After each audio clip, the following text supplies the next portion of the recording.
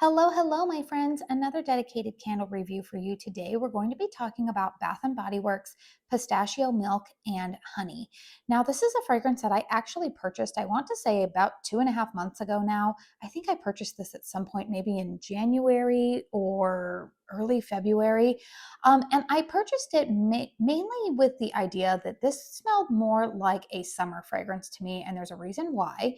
But this is one of their standard 3-wick, how many ounces are in this? 14.5 ounce vessels. It is part of what I would call their neutral lineup. You guys know I'm not the biggest Bath and Body Works historian, or I don't really quite honestly pay that close of attention to all of these specific collections that are launched.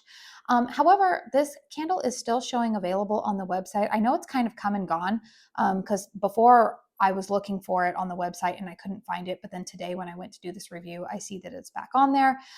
It's kind of come in and out of stock at my local stores as well. But I figured since it's a new scent and I have it in my collection, it is one that I want to go ahead and document my thoughts on, because I am actually having a very different experience with this candle than I've seen a couple of reviews on this, and I'm having a different experience so far. So I thought it would be good to go ahead and share that. All right, you guys. So the fragrance notes on Pistachio Milk and Honey are toasted pistachio, cozy shea butter, whipped vanilla musk. So the reason why I was even intrigued to purchase this candle, I believe it was my friend Connor here on YouTube, who initially said that this fragrance gave him a little bit of those Sol de Janeiro Brazilian Boom Boom vibes. The original, I think it's their 62 fragrance, their Charosa 62 fragrance. It's like the original Boom Boom cream fragrance. And I love that fragrance in body care. So of course my ears were perked and I thought I'm going to go in and sniff that the next time I go into Bath and Body Works.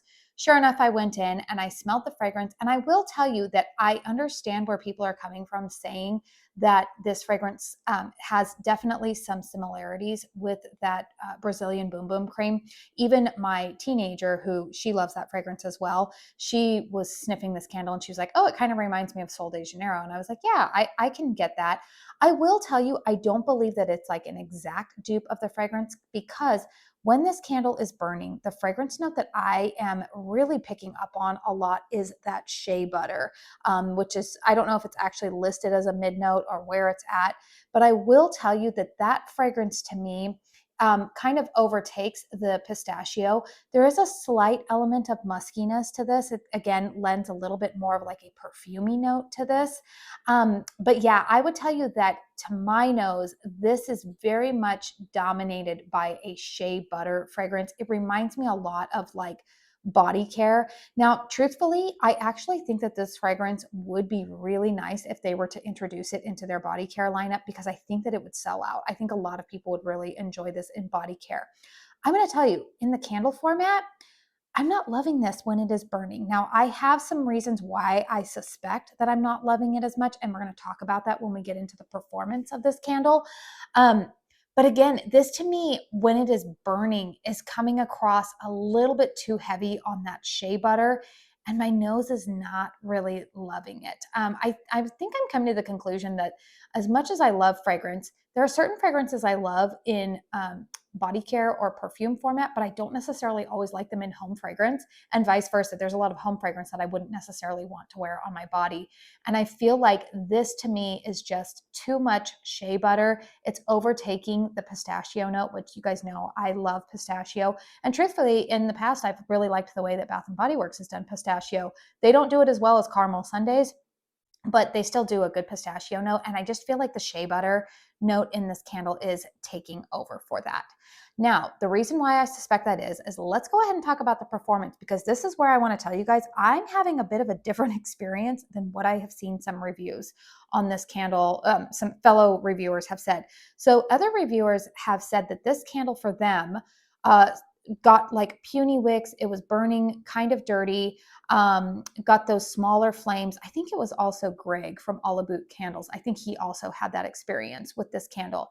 I'm going to tell you guys, so far with this candle, look at this. This is burning hot and fast, pretty hot. You can see that there's some soot that's accumulated already around the rim. You can see these flames are like flame throwing they're pretty aggressive flames for me. And it is at the point, this candle is now at the point where typically, if my candles are going to develop the puny wicks, they tend to develop at this halfway point. So I don't know what Bath and Body Works did this time around. You guys know I have been complaining about a lot of my Bath and Body Works candles recently because they have developed those really puny wicks halfway through, or not even halfway. Sometimes it's after like 2 or 3 burns, I'm getting puny wicks. That has not been the case at all on this candle. It's actually been the exact opposite. They are very aggressive wicks, almost to the point where you have to limit this candle to no more than a 2-hour burn time. Like I've had this candle lit for like almost 2.5 hours.